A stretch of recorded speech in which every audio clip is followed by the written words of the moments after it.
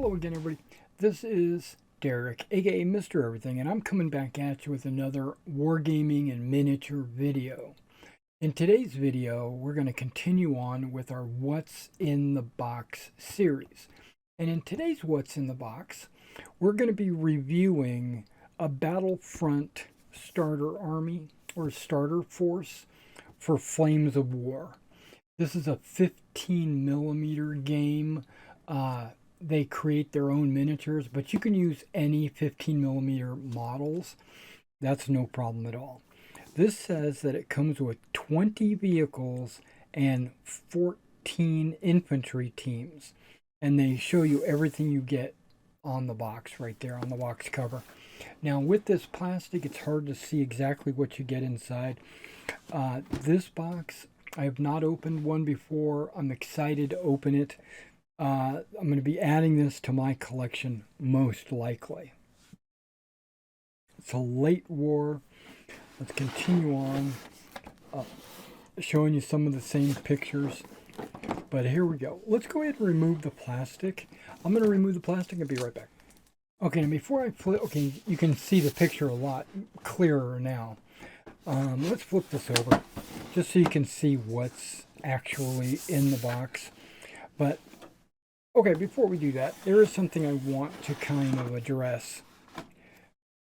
This is a great value, right? So this box, I do believe, goes for about $115 US on the Flames of War website. So we'll just say about 110 just to round everything off, because I know there are some discounts and stuff, plus shipping and handling and all that jazz. But you can say it's about 110, maybe 115, because that's what it's listed. But when you buy, and just looking at the amount of tanks and everything else, if you go and buy just, let's say just the M4s, which are these 5 vehicles right here, if you were to go buy the M4 box, it winds up being about $50. If you go buy any armored vehicle box set, you can break it down to about $10 per vehicle, usually, right? So you buy a half-track platoon, you get 50, 5 of them for 50, or the M3s or M5 Stuarts, you get the M10s, you know, each one of those. You might get 4 M10s, and in that case, the box would be $40. If you got 3 priests, then it would be about $30. So just vehicle wise, if it says you get 20 vehicles, right? 1, 2, 3, 4, 5, 6, 7, 8, 9, 10, 11, 12, 13, 14, 15, 16, 17, 18, 19, 20 vehicles, that would come out to $200, not counting the infantry. So you're right there, right by itself, you're getting the tanks at half price and the infantry for free. This is a great deal, in my opinion. Okay, so let's flip this over. This is not a normal box. Okay, this is not like a slip cover box. This is a slightly different box. Okay, interesting. It's a fairly sturdy box though.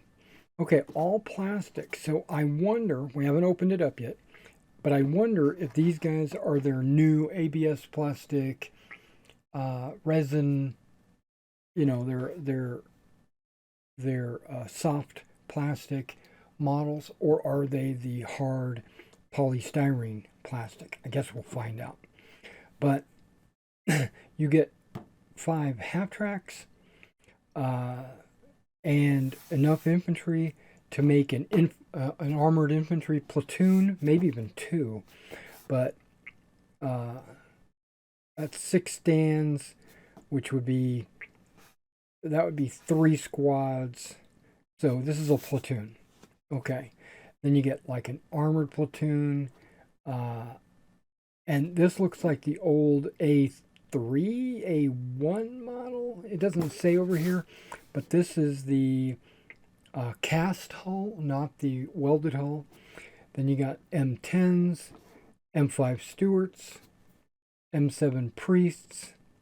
Now, in the infantry, it shows 2 light machine guns, a mortar, 5 bazooka teams, 5 Garand teams, and a unit leader. But according to this, you also get the rule book, a U.S. Start Here booklet, a decal sheet, get 2 decal sheets, and 15 unit cards. So that's going to cover everything you need for Flames of War.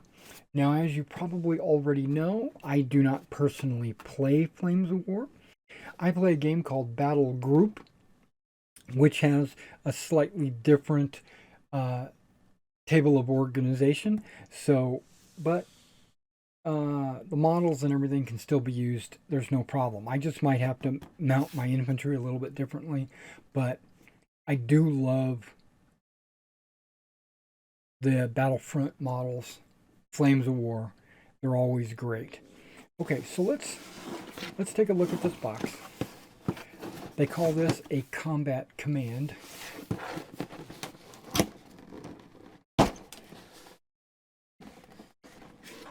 Okay, just looking in it, you can see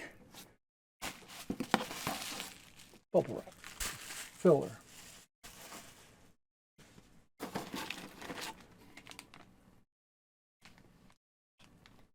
Okay, these are the resins, these are the hard plastics. So it's a little bit of a mix. But this is mostly Armored Crew.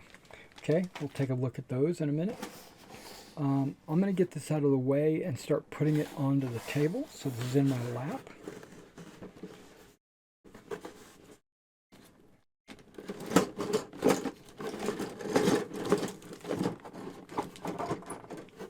Okay, so there's the rule book, the cards, and the decal sheets.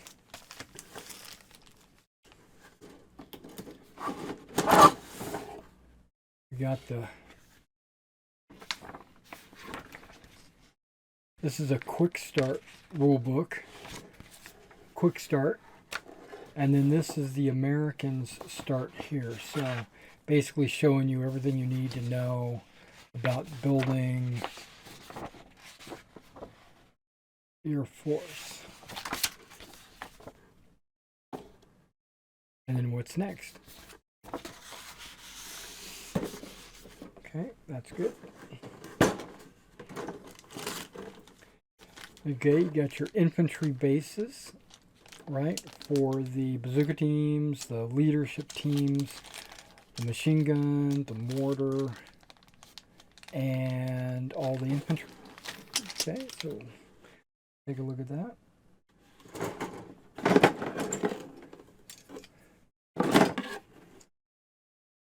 Okay, so here's your M4A1. So I was right, it's the A1. This is the 76 turret.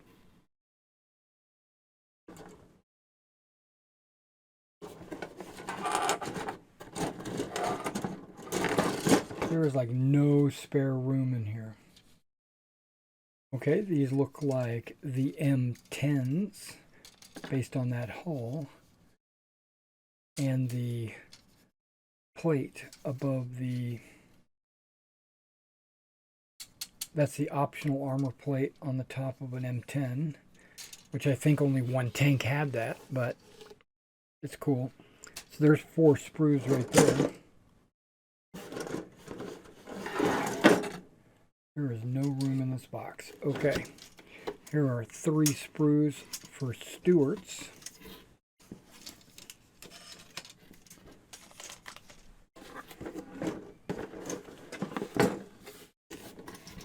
Three sprues for priests. Each sprue is a vehicle.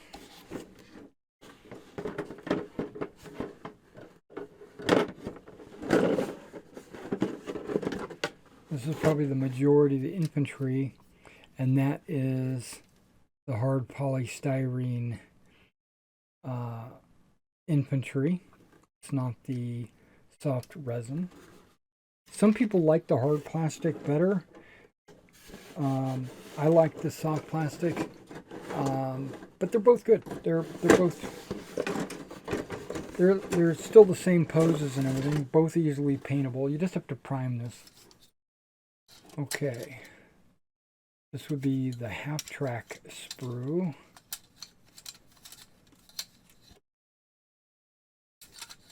Okay, there's 3 of those.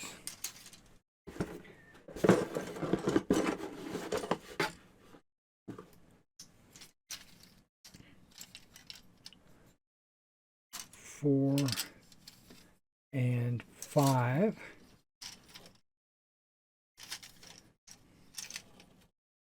And then there are 5 M4s.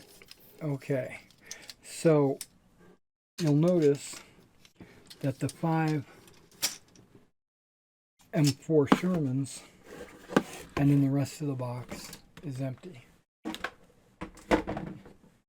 It's not in addition to the 76. The 76 does have a slightly different hull, but you need tracks, the lower hull, you need all that from this sprue, which is not included in this sprue. So the most M4s you're going to be able to create is 5. You can make some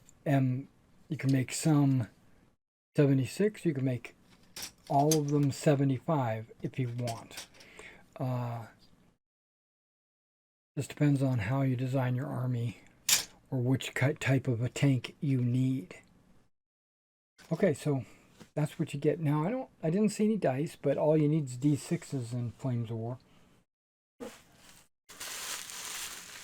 says it comes with everything you need to play, minus a ruler, paint, glue, and dice. That's very interesting. I think I've already done what's in the boxes, showing off the details of the M10s. You can look for that video. I think I know I've already done a video showing the details of the Shermans, so you can go take a look at that as well. I don't think I did a what's in the box video on the half tracks, so we'll take a close look at those in this video. I think I've already done a priest video as well.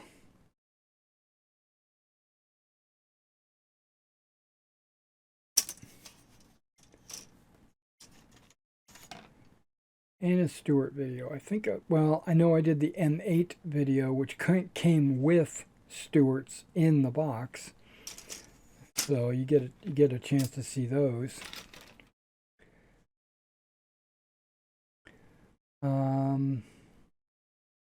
Mortar crew, bazooka, a bunch of bazookas. Machine gun team.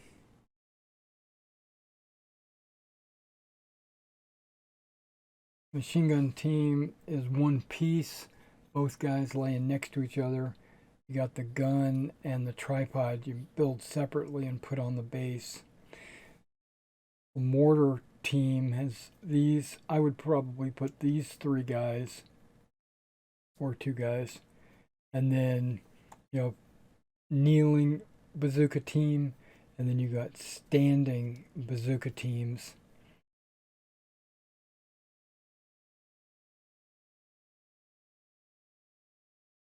Guy throwing a grenade. Then you got your NCOs with Thompsons or officers, because if you flip the thing on the backside, they actually have letters on the sprue that tell you officer, NCO, rifleman, loader, mortar, machine gun, stuff like that. One thing I really like about the Flames of War infantry, they they mesh up really well with the Flames of War bases. The Flames of War bases have these cutouts, little indentions, so that when you put your infantry down into that indention and glue them in, he majority of the time fills up the hole, or it comes real close, so that when you're texturing your bases or whatever, it basically makes it flat. So I don't know if you do a lot of miniatures with bases, like your metal miniatures or whatever. When you glue them onto like a unit base, usually you got to putty or put some kind of texture around the base, or it'll make it look like they're standing on an island. So with the Flames of War bases, they found a way to eliminate that problem. Some of these crew, okay, there's even officers in here.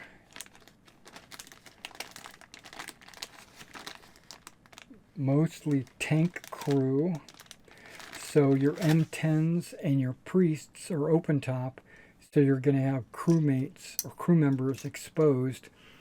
Half tracks might have a machine gunner or something like that on the top, so they're going to have an exposed crew member as well. Okay, so if hypothetically an infantry platoon would come with approximately this, and you're looking at about $30 plus the $200 of tanks, you're getting about a $230. No, that's not true either, because of the rules, right? The rule book, the starters, the quick start and the start, and the cards I'm not counting, because those would come with your other box sets anyway. But the rule set, that's another $15, $20. So you're looking at $230, about $245 for about $115. So that's a great deal.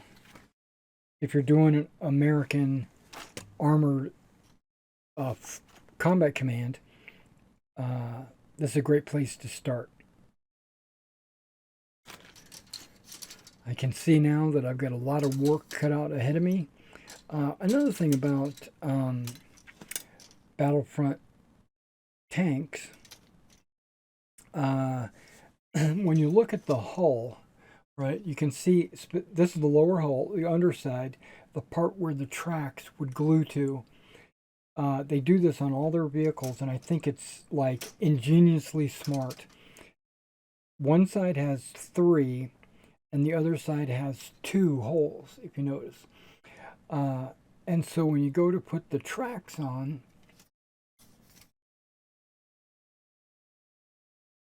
I don't know if you can see this, but this track has 3 stubs, and this track only has 2 stubs. So they would fit right into the 1s and the 3s. So that will prevent you from putting the tracks on the wrong side, you know, because you got a tractor wheel, and then you got the way the tracks lay, you know, with that in the front and all that, the drive wheel. And they almost always give you a little bit of extra bits and bobs that you can add to your vehicles. Totally unnecessary, just a little extra stowage or tarps or something like that. I noticed that all their vehicles have that. Let's look at the half track. Yeah, the half track hull. One little nub, 2 little nubs. They do that every time. And there's those tracks right there. 1, 2. So it's to put it on perfectly.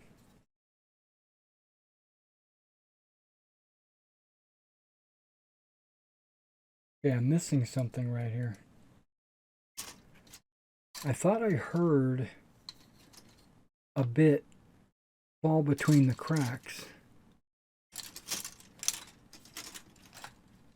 when I was picking it up. Okay, I found a little piece that fell through. It was in between another sprue. Got me a little worried. Okay, but when we look at this, the half tracks, any bits and bobs? I see like 4 different types of machine guns that you can put on there. You know, like the 50 cal or the 30 cal. You can put them on the pintle, the O-ring, or you can mount them off of a center, what do they call that thing? A pintle mount. A couple of different types of doors for the back.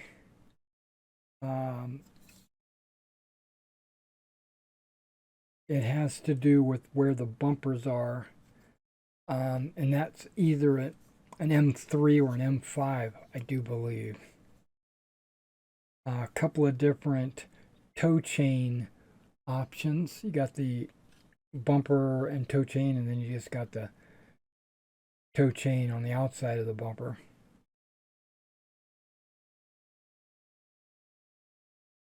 Okay.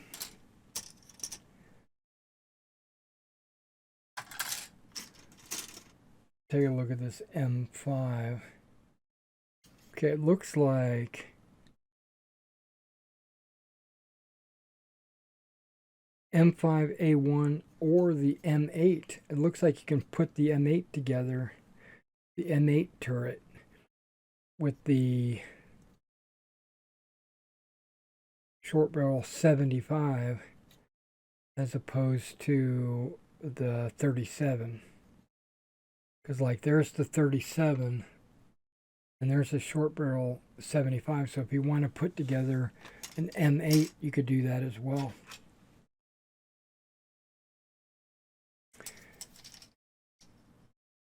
Here we go with the Shermans. We got a little canvas tarp on the side. You got some armor, a little jerry can, another piece of track, a bogey wheel. Those can all be put on as stowage.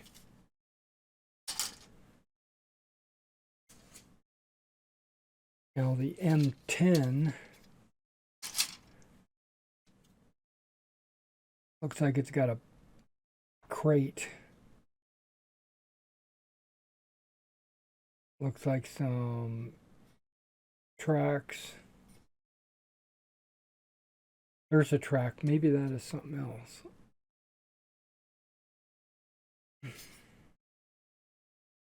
There's like extra track, a bogey wheel, a jerry can.